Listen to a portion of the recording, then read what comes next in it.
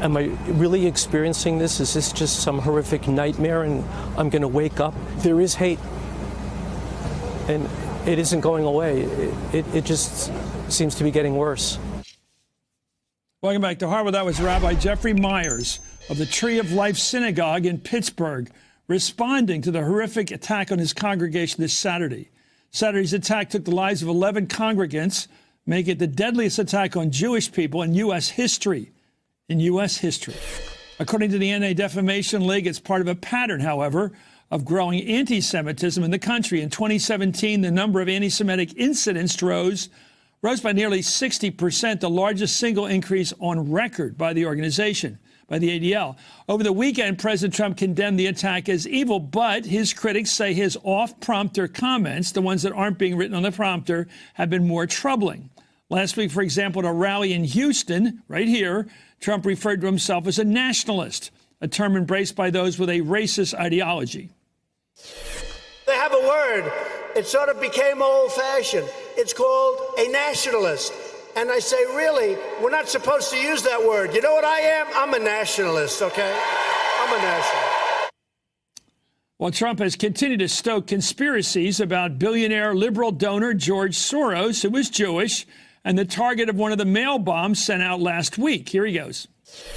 It's become radical resistance. You ever see their signs? Resist. They say, what are you going to resist? I don't know. They'll go to a person holding a sign who gets paid by Soros or somebody, right? That's what happens. By Soros or somebody. And last year, after the deadly rally led by white nationalists down in Charlottesville, Virginia, this is what the president said. I think there's blame on both sides. You look at both sides. I think there's blame on both sides. And you also had people that were very fine people on both sides. Very fine people on both sides. We're joined right now by Julia Yaffe, a correspondent for GQ magazine, and Howard Fineman, of course, an MSNBC News analyst. Howard, I want to go to you about growing up in Pittsburgh on Squirrel Hill. Well, Chris, I basically grew up in the Tree of Life Synagogue. My parents were Sunday school teachers there. I was bar mitzvahed there. I grew up in the wonderful, peaceful, sprawling Jewish neighborhood of Squirrel Hill. At the time, maybe 50% Jewish, maybe a little less than that now. But just a wonderful place to grow up, and a place where something like this happening was, until Saturday at around 10 a.m., inconceivable. I can tell you, Chris, and we know each other well, there was no place in America that was more American and yet more comfortably Jewish than Squirrel Hill. That comfort is gone, and the Jews in America are now lining up with every other group, African Americans going back hundreds of years, Chinese immigrants, Hispanics, you name it, who have, and Native Americans who've suffered violence for political reasons because they're regarded as the other. They're regarded as something foreign, something not quite American. I grew up thinking that was impossible. So sad. Julia, your thoughts. I've been reading about you and your experiences, and unfortunately, tragically, this is not completely new to you. Right. And I have to say, unfortunately, it wasn't very surprising to me. I think people like Howard blessedly grew up as Jews in America, where they did think that this was completely unthinkable in America, and until Saturday's events, it was unthinkable. I unfortunately came from a place where it was far more easy to imagine. The reason we came to the United States from the Soviet Union, we came as refugees fleeing anti-Semitism, was because in the summer of 1988, my mother was stuck in the Russian countryside with me. I was 5. My little sister was 6 months old. There was no phone, no connection to the outside world.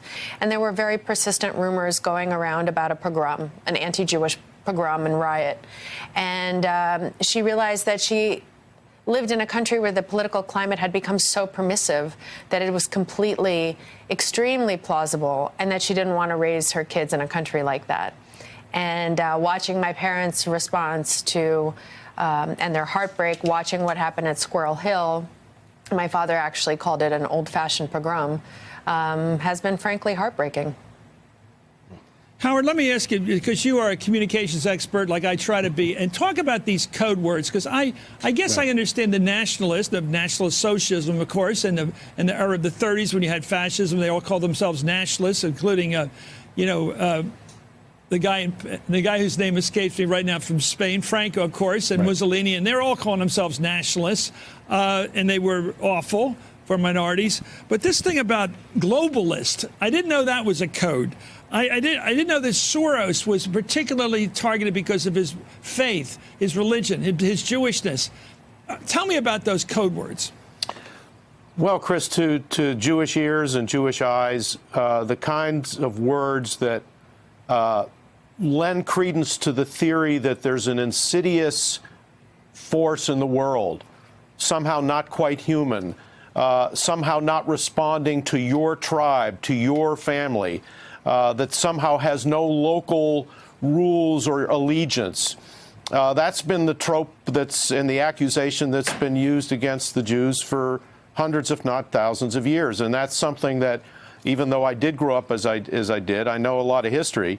And that's all too familiar a sound, because it posits the local people in the country as something different from the Jews who often for many generations have lived there and view themselves as much American or Spanish or Russian as any other person.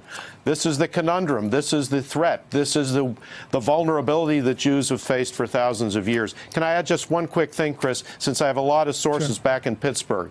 I'm told that on another network, i.e. Fox, they're claiming that all the local political officials, including the governor and the mayor, et cetera, are going to be with Donald Trump if he goes to Pittsburgh tomorrow.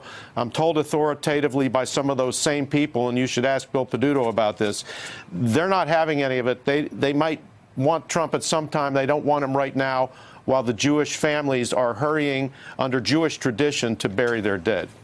Sure. Well, we have the mayor coming on in a moment to straighten it out. Let me go to Julia. You know, I thought, and I've thought a lot about history, I thought World War II was the turning point. That was the assimilation of Catholics and Jews. That's when we got through the door because of all the service our fathers and grandfathers fought in that war. All of them. You should see the Star of David's over at Arlington Cemetery on all those tombs. It's unbelievable. And along with the crosses. And I just thought that was the door opened. But now I wonder about, certainly not universally in this country, not universally. Yeah. And it's interesting you mention World War II, because when Donald Trump said that he was a nationalist, he didn't just off the cuff say he was a nationalist. He said, listen, this is an old-fashioned word, and I know I'm not supposed to say it. Well, the reason it's an old-fashioned word and the reason you're not supposed to say it is because nationalism led us to 2 world wars and tens of millions of people dead in horrible, horrible ways, including in the Holocaust. So there's a reason for that stigma, and him kind of dredging that up and applying it to himself as the president of the United States, as you know, as we used to say, the leader of the free world, is frankly horrifying. And at that point, I think the kind of the racism and anti-Semitism that he had been winking at and these dog whistles, I think, became a vuvuzela. The one thing I would add about George Soros, when I was a reporter in Russia, I heard about George Soros's quote unquote pernicious political influence all the time, that he was not Russian, that he was nefariously controlling all these people and controlling Russian affairs with all his money. That was in Russia. I never expected to see it here. I mean, Howard is right. It's a trope that goes back hundreds and thousands of years, but more approximately, I feel like it was plucked straight out of Putin's playbook. Awesome. Thank you, my fellow Americans, for that. I think we'll see. I hope this is a one-off. I still want to believe in America. We'll see. Hey there, I'm Chris Hayes from MSNBC. Thanks for watching MSNBC on YouTube. If you want to keep up to date with the videos we're putting out, you can click subscribe just below me, or click over on this list to see lots of other great videos.